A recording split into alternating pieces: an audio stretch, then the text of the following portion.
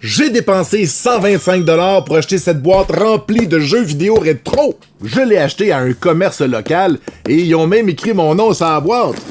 Bien hâte de voir ça.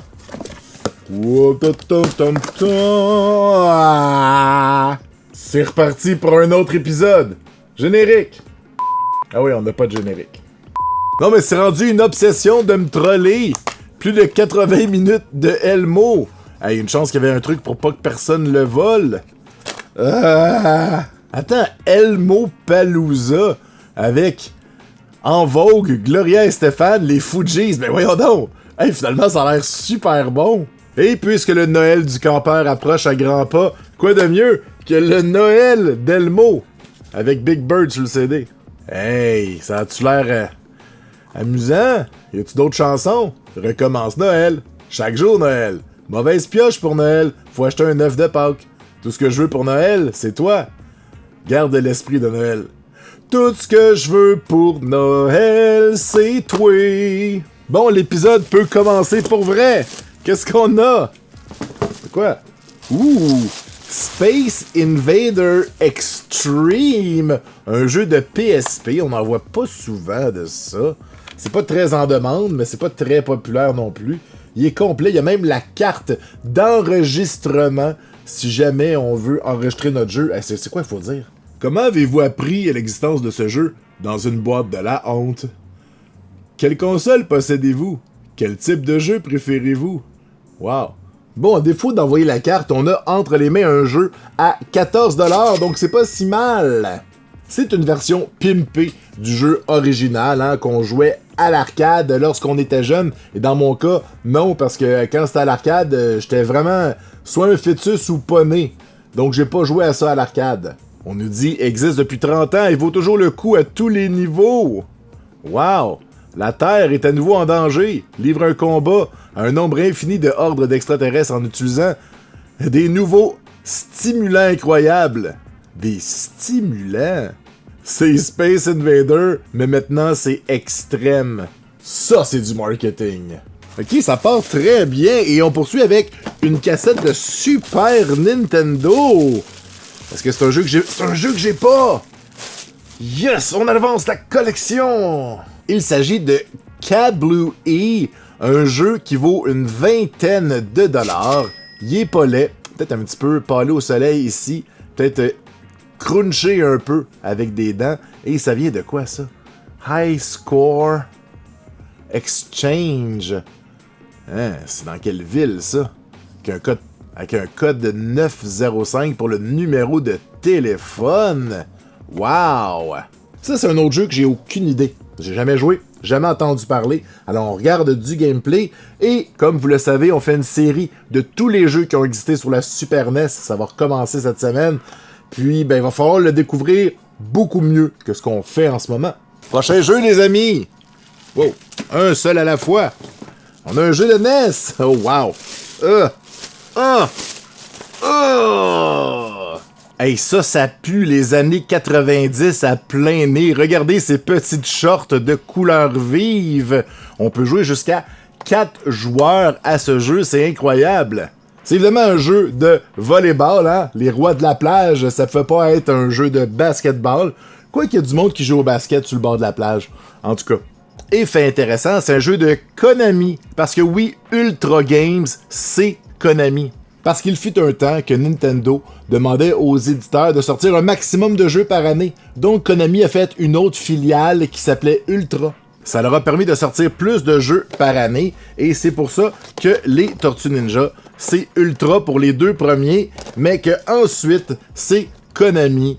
Donc voilà, Tournament Fighter. Ça, c'est pas très bon! Du moins, la version NES est pas bonne, la version SNES est bonne. De quoi on parlait? Ah oui! King of the Beach, un jeu qui vaut 10$, donc pas la mer à boire, mais c'est un jeu, encore une fois, de Konami. Donc c'est un bon jeu de volleyball.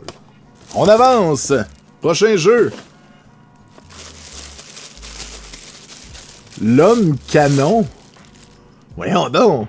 Mais quel drôle de concept! Cannonball, Human Cannonball 39,95, quelque part entre 1977 et 1983. je présume. T'as 78 que ça dit ici. 1 à 8 Human Cannonball. C'est quoi? On peut être 8 à chacun envoyer notre homme canon. Ah, il est presque 9 pour un jeu de Atari. Donc une belle cassette. On a-tu des manuels d'instruction parce que je veux comprendre qu'est-ce qui se passe dans ce jeu-là.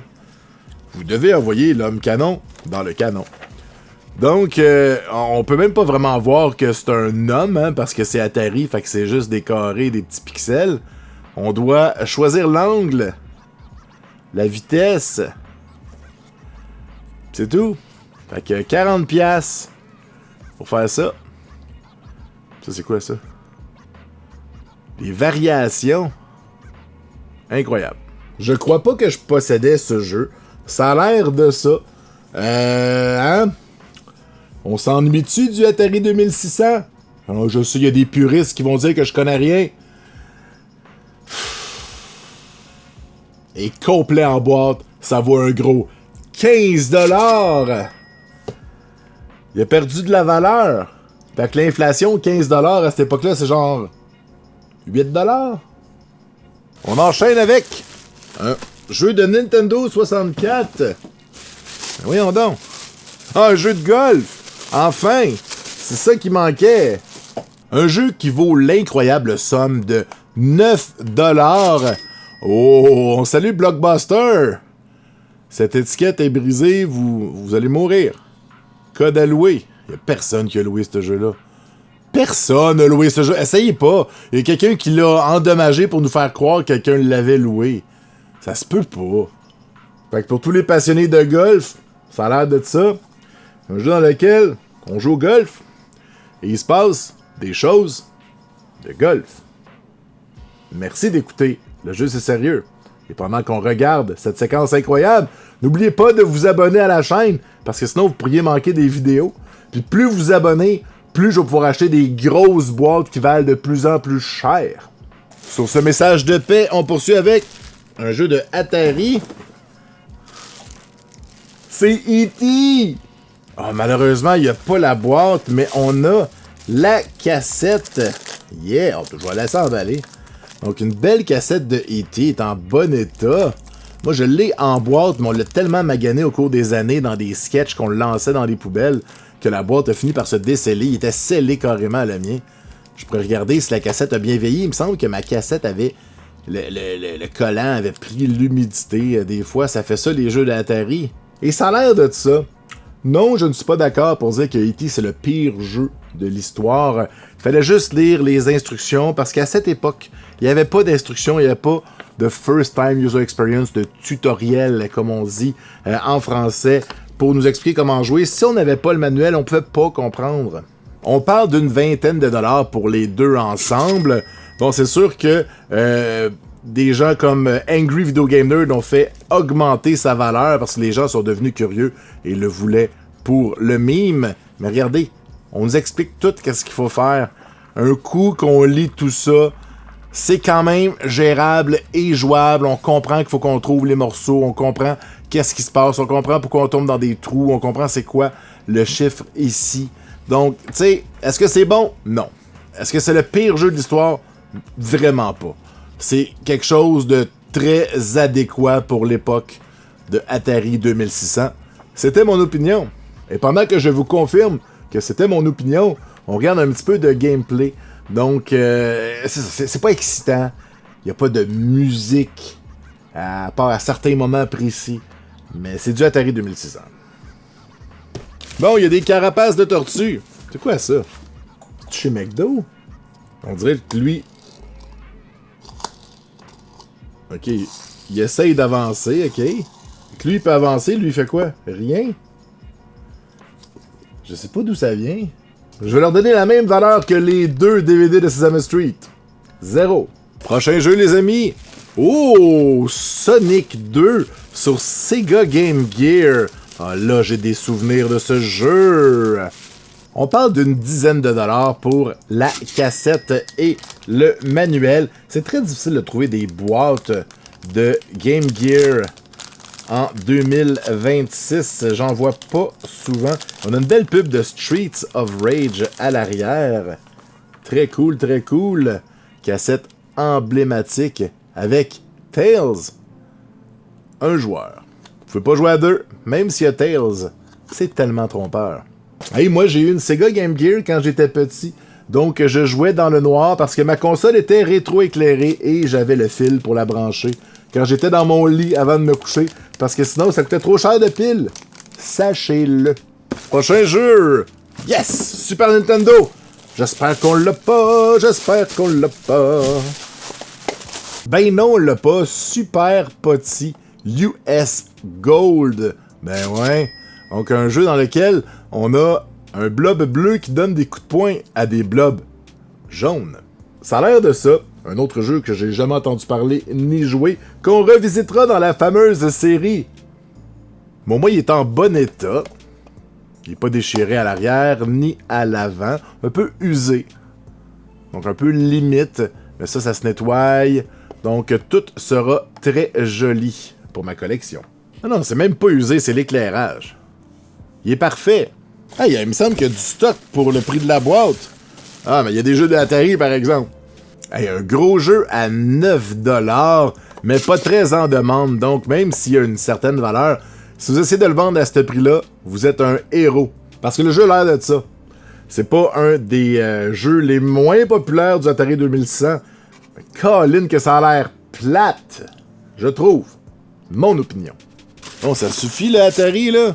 C'est quoi ça? Oh, un autre Game Gear. Oh! Aladdin! Ça, c'est beau! Hey! Une belle cassette d'Aladdin avec une pub de Deep Duck Trouble! Avec Donald Duck, un personnage qui joue aussi dans Kingdom Hearts. Et Aladdin, ça a l'air de ça. Une franchise qui a été très bien adaptée en jeu vidéo. Presque tous les jeux d'Aladdin, ou du moins tous ceux que j'ai joués ou regardé du gameplay, sont bons. On n'a qu'à penser aux versions de Genesis, Sega Genesis et Super Nintendo. Les deux sont excellents alors qu'ils ont été faits par deux compagnies différentes. Donc la franchise, les gens en ont pris soin. Un maigre 13$ pour ce manuel et cette cassette. Donc c'est adéquat, acceptable et beau. Colin, que j'aimerais ça avoir les boîtes de Game Gear. Ce serait fou. Mais en attendant d'avoir les boîtes, on va chercher. Ah, ben là, ça fait plaisir les jeux du Super Nintendo. Je suis en train de faire le full set, il y a au-dessus de 700 jeux. J'ai vu tout. Chuck Rock, je n'ai pas ce jeu. Un jeu à 18$. Donc 18$ d'économiser, ou du moins que je n'aurais pas à dépenser. Par contre, il n'est pas super beau. À l'arrière, c'est déchiré un peu. Je sais pas s'il a été collé ou mis dans une assiette de spaghetti collante. J'ai essayé de trouver l'affaire la plus collante dans ma tête, puis j'ai pas été bon. Ça va s'enlever. Ça va. Mais ça, je peux rien faire. C'est pas du collant, là. C'est vraiment arraché, parce que ça a été mis. Il y a peut-être un autocollant de club vidéo à l'arrière. Un jeu de Sony. Non, jamais entendu parler. Donc, sur la pochette, il y avait des hommes préhistoriques et on regarde du gameplay. Pour confirmer, est-ce que c'est bien des hommes préhistoriques qui pitchent des roches sur des bébites à un œil? On regarde ça ensemble. Et à vous de me décrire ça dans les commentaires. Cette boîte est aussi profonde que mon âme. Qu'est-ce que c'est ça? Une manette? On a-tu une manette? Oh my god, ça a l'air d'être du Atari 2600. Wow! Shield on and off. Computer on and off. For view. Galmap. Hyper Warp. Le vidéo touchpad, a trademark, pour le Atari 2600. Une grosse manette à 10$, hein, on peut changer le truc qu'on met devant. Probablement selon le jeu auquel on joue. Et je crois que celui-ci venait vraiment avec le jeu Star Raiders. Je suis allé chercher mon exemplaire pour confirmer. Donc, oh wow, c'est bien cool. Dans la boîte, il y a des boîtes. Donc, il y a cette boîte-là. Il y a la manette qui est dans l'autre boîte qui est ici. Wow! Fait que c'est comme ça que ça venait. Donc, la boîte dans la boîte. Ça venait même avec une bande dessinée des Atari Force. Hey, les années 70-80, il avait l'affaire. Hey, c'est un comic de DC fait pour le Atari carrément Ou peut-être que Star Raiders, c'est une franchise de DC que moi je fais juste pas connaître. Atari Force. Commander Martin Champion. Mais non, c'est vraiment un personnage de Atari. C'est quand même capoté. Sword Quest. Coming soon. Hey, on apprend des choses au jeu, c'est sérieux. Est-ce que vous êtes heureux? Bon, je suis pas là pour vous montrer ma collection, je suis là pour vous montrer ce qu'il y a dans la boîte. Puis là, il y a un jeu de PSP seul. Ah, que ça vaudra rien. Ah, ça colle. Hey, un gros jeu à 5$. Allez me laver les mains. Non, c'est juste un collant, là, c'est pas grave. C'est juste bien collé. Donc, un jeu de basket, c'est plate. Les jeux de PSP, si t'as pas la boîte, ça se collectionne pas. Là, ça vient dans un petit emballage, le fun. Mais normalement, tu veux que je mette ça où si j'ai pas la boîte? Je pense qu'il existait des espèces de cartables, un peu comme on avait pour les cassettes ou pour les cartouches de Game Boy. Mais j'en ai jamais eu en ma possession. Donc, mais ça a l'air de ça. NBA Live, c'est du basket.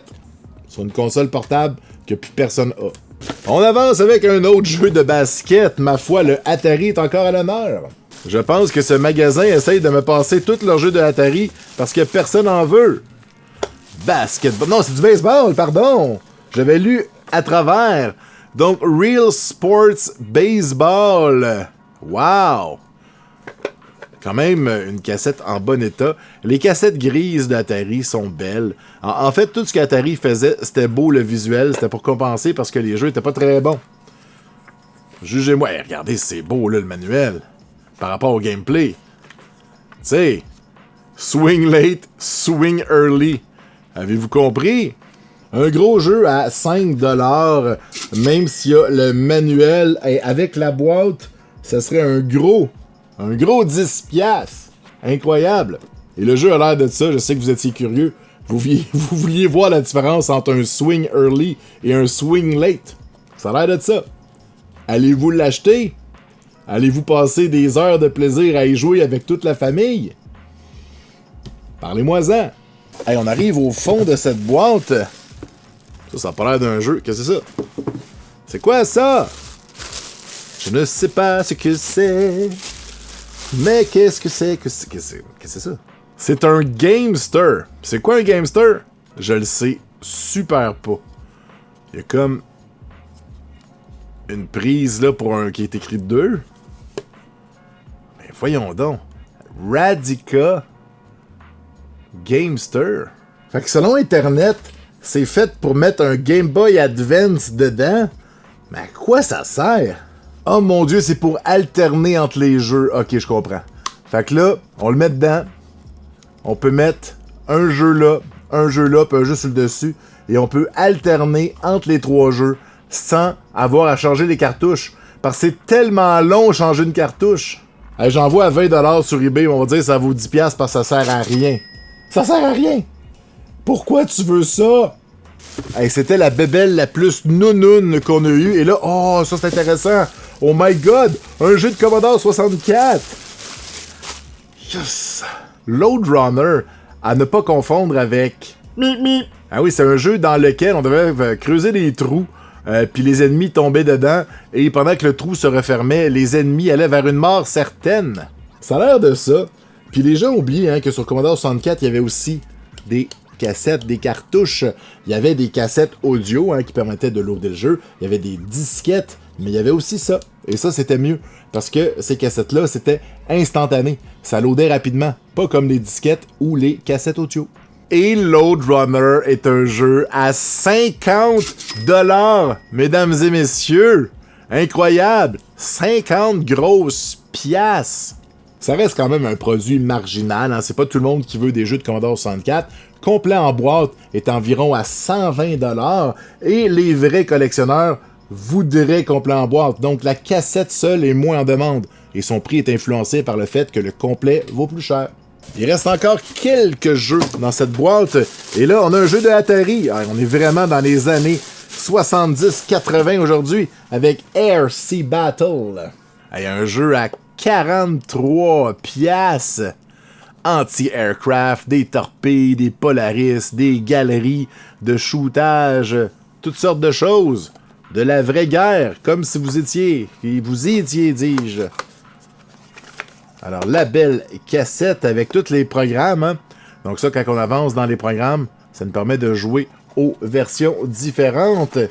Et on va aller regarder le visuel, parce qu'encore une fois, c'est tellement beau. Bon, on a le catalogue, hein, on le voit souvent ces temps-ci, avec des pubs en couleur de plein de jeux. C'est vraiment cool. Et on a, bien sûr, les images pour nous expliquer c'est quoi les jeux, parce qu'il y a plusieurs jeux. Donc c'est ça, Torpedo Games, Shooting Gallery Games, Polaris, Bomber, donc plusieurs jeux en un. Et on va en regarder un rapidement pour voir de quoi ça a l'air, pour voir si ça vaut vraiment 43$ dans les années 70. Un jeu qui vaut un gros 18$ complet en boîte. Ce n'est pas rien. Je vais devoir enlever ce collant-là, quoique sur les vieux jeux, j'aime ça les laisser. Ça nous rappelle une époque que les prix étaient élevés avec la valeur de l'argent. Ça vaudrait, mettons, 100$ aujourd'hui pour un jeu qui est très basique. Prochain jeu, qu'est-ce que c'est ça? On dirait un bonbon. Une carte mémoire de Xbox 360. Hey, j'ai jamais eu de Xbox 360. J'en avais jamais vu avant. Donc, bienvenue dans ma collection avec le beau logo de Xbox. Un gros morceau à 8$. Donc, ça s'ajoute au magot. Ça commence à être haut. Prochain jeu. Un jeu de Super Nintendo. Yes! Il s'agit de... Wow, on est zoomé. Alors, Pac-Man 2, les nouvelles aventures. Ce n'est pas un jeu de Pac-Man. C'est un jeu qui utilise la franchise de Pac-Man pour faire autre chose avec. Une cassette faite au Mexique. Je rappelle hein, que souvent au Mexique, il n'y a pas de collant à l'arrière. C'est plutôt en relief, directement moulé dans le plastique. Les cassettes valent généralement moins cher, mais sont tout autant en demande. Alors, 15$ pour jouer à Pac-Man, qui n'est pas vraiment Pac-Man. Est-ce que ça vaut la peine? Ça a l'air de ça. Moi, je me souviens, à l'époque, il y avait aussi un dessin animé avec Pac-Man puis sa famille. C'était vraiment bizarre. Mais bon, ça me rappelle un peu ce feeling-là. Hey, on est déjà au dernier jeu, déjà. Il y avait pas mal de stock. Dernier jeu de cette boîte, il s'agit de... Ah ben, quel hasard! World Cup! Un gros jeu à 12$ et c'est un bon timing parce qu'on est en plein dans la Coupe du Monde. Incroyable! Un jeu qui peut se jouer à 4. C'est le deuxième, hein, aujourd'hui. On a le jeu de volleyball et le jeu de soccer. Il n'y en a pas tant que ça qui se joue à 4 sur la NES.